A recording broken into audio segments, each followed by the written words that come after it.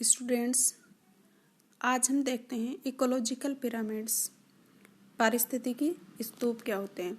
किसी भी इकोसिस्टम में हम देखते हैं कि अलग अलग पोषण स्तर होते हैं। प्रत्येक जो फूड चेन होती है उसमें भिन्न भिन्न ट्रॉफिक लेवल होते हैं। इन ट्रॉफिक लेवल में जो प्रथम ट्रॉफिक लेवल है वो बनाता है इनका प्रोड्यूसर होते हैं, उत्पादक होते हैं वो। उसके बाद जो हर्बीवोरस होते हैं वो सेकंड ट्रॉफिक लेवल बनाते हैं। उसके बाद जो प्राइमरी कार्निवोरस होते हैं वो टर्सरी ट्रॉफिक लेवल बनाते हैं। और उसके बाद जो सेकेंडरी कार्निवोरस हैं वो टॉप ट्रॉफिक लेवल दर्शाते हैं। इस प्रकार से एक इकोसिस्टम में जो खाद्य श्रृंखला है उसमें भिन्न भिन्न ट्रॉफिक लेवल होते हैं। और इस इकोसिस्टम के जो बायोटिक कंपोनेंट्स हैं, जैविक घटक हैं, इनके इन पोषण स्तरों के मध्य संबंध जो होता है वो हम एक ट्रायंगल रूप में शो करते हैं। इसे हम कहते हैं इकोलॉजिकल पिरामिड। जैसे सबसे पहले आधार पे होते हैं, एक मान लिया इकोसिस्टम है, उसमें सबसे प्रथम जो पोषण स्तर होता है ट्रॉफिक लेवल वो होगा कौन, यहाँ पे प्रोड्यूसर। उसके बाद इन प्रोड्यूसर से जो भी भोजन लेने वाले दूसरे प्राणी हैं वो कौन सा ट्रॉफिक लेवल बनाएंगे, यहाँ पे सेकंड। इनसे भोजन लेने के लिए या भोजन पे डिपेंड रहते हैं, भोजन के लिए इन पे वो तीसरा। तो ये T1 हो गया, ये T2, ये T3 और ऊपर ये जो टॉप पे आएगा वो क्या हो जाएगा T4। और उसके बाद मान लो अपघटक हैं तो वो T5। इस प्रकार से ये क्या बनाते हैं ट्रॉफिक लेवल। तो इस इकोसिस्टम के ये जो जैविक घटक हैं इनके जो ट्रॉफिक लेवल के मध्य जो संबंध दर्शाते हैं वो ट्रायंगुलर शेप में शो करते हैं। इसे ही हम इकोलॉजिकल पिरामिड कहते हैं। अब ये इकोलॉजिकल पिरामिड हैं वो अपराइट सीधे भी हो सकते हैं और ये उल्टे भी हो सकते हैं, सीधे भी हो सकते हैं और उल्टे भी हो सकते हैं। ये हम आगे देखते हैं किस प्रकार ये सीधे हो सकते हैं और किस प्रकार ये उल्टे हो सकते हैं। इन जो इकोलॉजिकल पिरामिड्स हैं इनके बारे में सबसे पहले डिटेल से चार्ल्स एल्टन ने बताया था, इसलिए इन्हें एल्टोनियन पिरामिड्स भी कहा जाता है। ये किसी भी इकोसिस्टम में तीन टाइप के पिरामिड्स होते हैं। पहला है पिरामिड्स ऑफ नंबर, जीव संख्या के पिरामिड। दूसरे होते हैं पिरामिड्स ऑफ बायोमास, जीव भार का पिरामिड। और तीसरे होते हैं पिरामिड ऑफ एनर्जी, ऊर्जा के पिरामिड। तो तीन टाइप के पिरामिड्स हम पढ़ेंगे। एक तो संख्या के पिरामिड, जैव संख्या के पिरामिड, एक जैव भार के पिरामिड और तीसरे होते हैं ऊर्जा के पिरामिड। तो तीन प्रकार के पिरामिड होते हैं, तीनों को हम अलग अलग देखते हैं। सबसे पहले हम देखते हैं जीव संख्या के पिरामिड या number of pyramid of numbers. तो किसी भी इकोसिस्टम में हम देखें तो जो भोजन श्रृंखला है उसके ट्रॉफिक लेवल के मध्य अगर संख्यात्मक संबंध है, संख्याओं को देख के हम संबंध दिखा रहे हैं, तो उस प्रकार के पिरामिड को हम कहते हैं जीव संख्या का पिरामिड।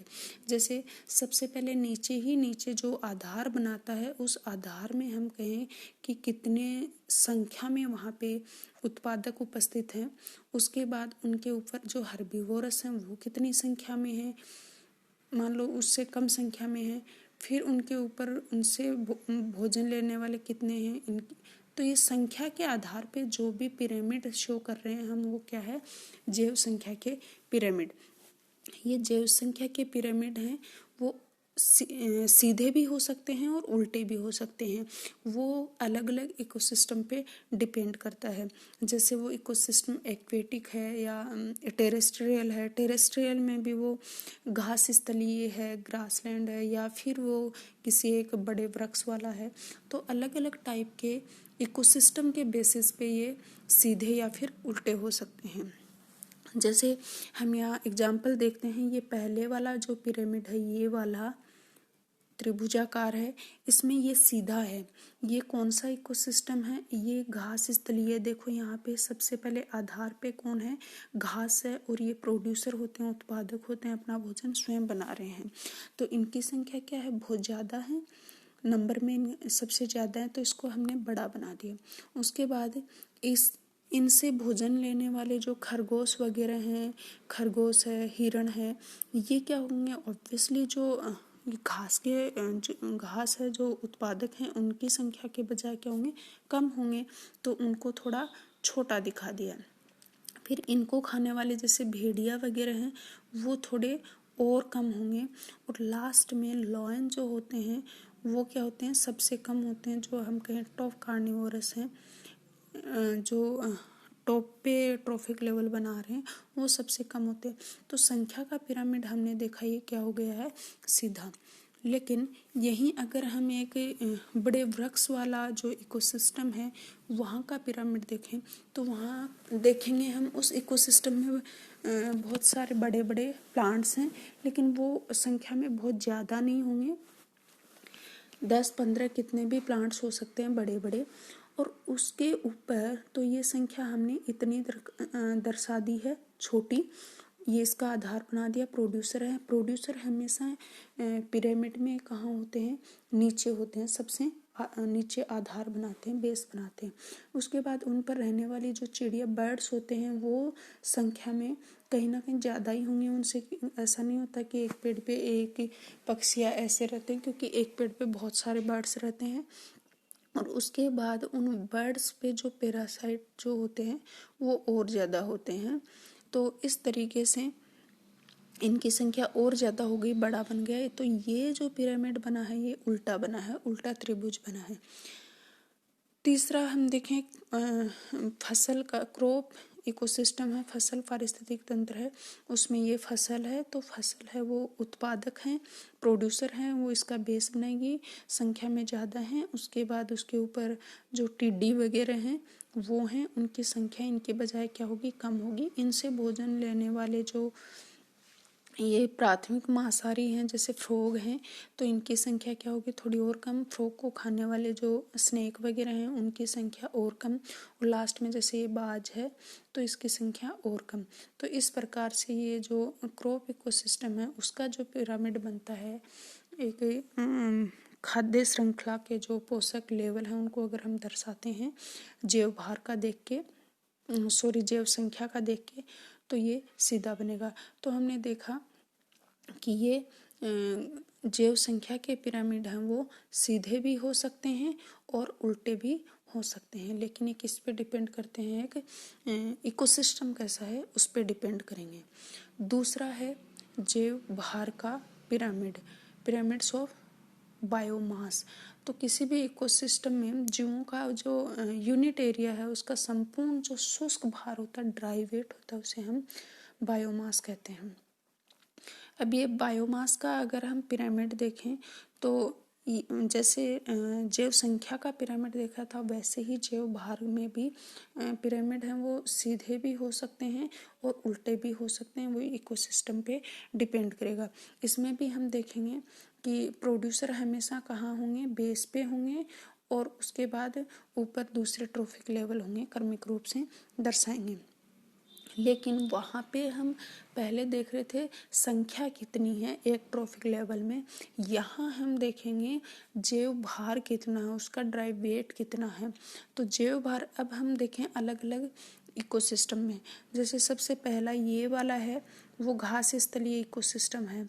तो घास स्थलीय में यहाँ पे देखो, ये घास है, बहुत सारा घास है। इसका अगर हम बायोमास देखें, पूरे का टोटल का भार देखें, तो वो बहुत ज़्यादा होगा। उनको खाने वाली जो गाय भैंस हैं, वो क्या है, उनकी तुलना में संख्या में भी कम है। तो संख्या के पिरामिड में भी उसका सीधा ही बना था, लेकिन इसमें जीव भार का पिरामिड भी सीधा ही बनता है, क्योंकि इनका जो जीव भार है वो घास के बजाय क्या होगा? कम होगा। फिर इनको खाने वाले जो दूसरे जीव हैं, उनका जीव भार और कम होगा। और लास्ट में जो लॉयन वगैरह या कोई दूसरे जीव हैं जो टॉप पे हैं, उनकी संख्या भी कम होगी और उनका भार भी क्या होगा? कम होगा। तो इस तरह से क्या होगा? इसका जैव भार घास स्थलीय इकोसिस्टम में जैव भार के पिरामिड और जैव संख्या दोनों के पिरामिड ही हमेशा अपराइट होते हैं, सीधे होते हैं। दूसरा यहाँ हम देखें एक्वेटिक इकोसिस्टम, जलीय इकोसिस्टम। जलीय इकोसिस्टम में हम देखते हैं ये प्रोड्यूसर कौन होते हैं यहाँ पे, प्लैंक्टन्स होते हैं, पादप प्लवक होते हैं। तो ये पादप प्लवक हैं वो संख्या में तो बहुत ज़्यादा, अगर संख्या का पिरामिड बनाए यहाँ पे तो सीधा बनेगा, लेकिन ये जैव भार का है तो भार उनका इतना ज़्यादा नहीं है क्योंकि वो बहुत छोटे छोटे होते हैं, उनका भार जैव भार ज़्यादा नहीं है। उनको फिर खाती हैं ये छोटी मछलियाँ।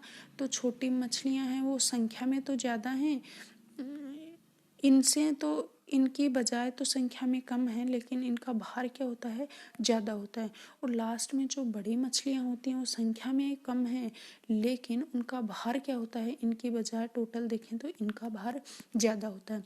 इसलिए एक्वेटिक इकोसिस्टम में जैव संख्या का पिरामिड हमने देखा था सीधा होता है, जबकि जैव भार का पिरामिड उल्टा होता है। तीसरा हम देखें एक वृक्ष का जो पारिस्थितिक तंत्र है उसका पिरामिड। तो ये वृक्ष हैं, यहाँ पे वृक्ष का भार क्या होगा, ज़्यादा होगा। उसके बाद उन पे रहने वाले जो बर्ड्स हैं उनका भार क्या होगा, थोड़ा कम होगा। वृक्ष से संख्या में क्या है, कम है बजाय कि इन बर्ड्स के, लेकिन फिर भी उनका भार जो ड्राई वेट है वो क्या होगा, ज़्यादा होगा बजाय कि इनके। तो ये इसका भी जो पिरामिड है वो कैसा होगा, सीधा होगा। जबकि यही पिरामिड हमने जैव संख्या में देखा था कैसा था, उल्टा था। तो ये हो गए जैव संख्या और जैव भार के पिरामिड। तीसरा टाइप का पिरामिड बचा है एनर्जी का पिरामिड, ऊर्जा पिरामिड। ऊर्जा पिरामिड हमेशा ध्यान रखना इम्पोर्टेंट होता है, ये हमेशा सीधा होता है। जबकि अभी हमने जैव संख्या और जैव भार के पिरामिड के लिए कहा कि अलग अलग इकोसिस्टम के हिसाब से वो सीधे या उल्टे हो सकते हैं, लेकिन एनर्जी का पिरामिड हमेशा ध्यान रखना सीधा होगा, चाहे वो किसी भी टाइप का इकोसिस्टम हो। क्योंकि हमने कहा कि जैसे एक खाद्य श्रृंखला है, उस खाद्य श्रृंखला में जो भी ट्रॉफिक लेवल हैं, तो एक ट्रॉफिक लेवल से अगले ट्रॉफिक लेवल में जब भी भोजन का ट्रांसफ़र होता है, एनर्जी का ट्रांसफ़र होता है, तो वो पूरा एक, हम ये नहीं कह सकते कि जो इसकी ग्रोथ और ये सब है वो इनका स्वांगीकरण है वो 100% दक्ष नहीं होता है। उसमें 90% एनर्जी का लॉस हो जाता है। एक ट्रॉफिक लेवल से अगले ट्रॉफिक लेवल में सिर्फ 10% एनर्जी ही ट्रांसफ़र हो पाती है। तो हर बार क्या होगा, एनर्जी का ट्रांसफ़र जब भी होगा तो 90% लॉस हो रही है, सिर्फ 10% आगे जा रही है। मतलब प्रोड्यूसर्स के पास सबसे ज़्यादा एनर्जी है और जो टॉप कंज्यूमर हैं उनके पास सबसे कम एनर्जी है। जैसे कैसा भी इकोसिस्टम हो, हमेशा एनर्जी का लॉस होता जाता है जब एक ट्रॉफिक लेवल से नेक्स्ट ट्रॉफिक लेवल में इसका स्थानांतरण होता है। तो हमें ये ध्यान रहना चाहिए कि सबसे ज़्यादा प्रोड्यूसर में एनर्जी होती है हमेशा, और आगे हमेशा सिर्फ एक से अगले में 10% का ट्रांसफ़र होता है। इसलिए एनर्जी का पिरामिड हमेशा सीधा होगा। तो ये थे इकोलॉजिकल पिरामिड्स। Thank you.